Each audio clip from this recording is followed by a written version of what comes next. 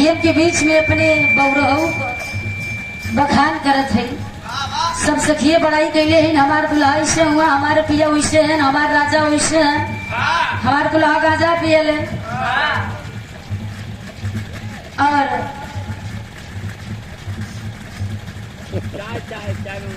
Committee की जो अध्यक्ष जी हैं, अपने बौरहू का ऐसा कौन चीज बा कि जेकर बखान करिए 20 हो जाए। और सबसे नंबर अव्वल दर्जे का पढ़ाई हमारे है। माता पार्वती कल सुना है सखियो, सुना जवन खूबी हमरे दुल्हा में बा, जवन चीज हमरे दुल्हा में बा, तो दुनिया के जितनी मेहरारू है केहू के दुल्हा में खूबी ना बा।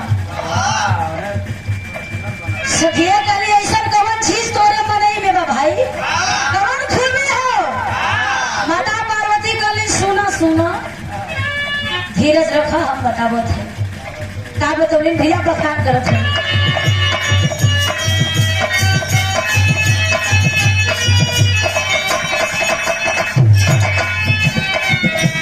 ये तारीफ कैली ना, अरे माथे पे चंदा जाता में गंगा,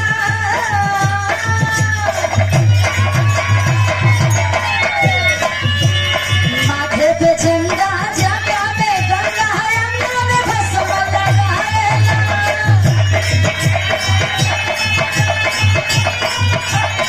क्या बात है।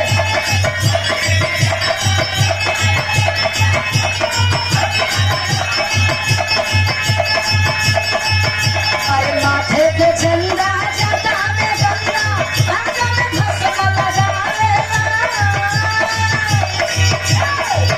अरे काने में कुंडल गोचर बिच्छू हो, अरे काने में कुंडल गोचर बिच्छू, नाक गले लपटावेलन। मोरा भोला जोगिया, वो मोरा भोला जोगिया, नदी मदारू बजावेलन। भोला जोगिया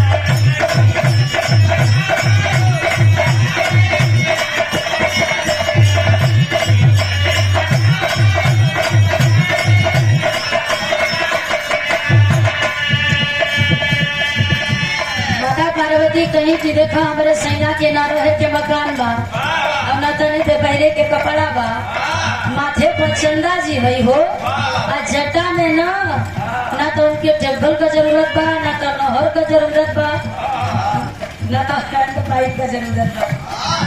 हमारे सैया में जाना था ना कौन कौन खूबी बा।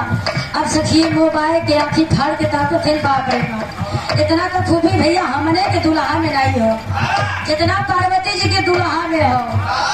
कहीं सुना हमारे राजा की, हमारे बहू के हाइड्रोजन का जरूरत, उ जहां निराले में घुस जाइए, चल जाइए, आए हाय रे उजाला ही उजाला हो जाएगा।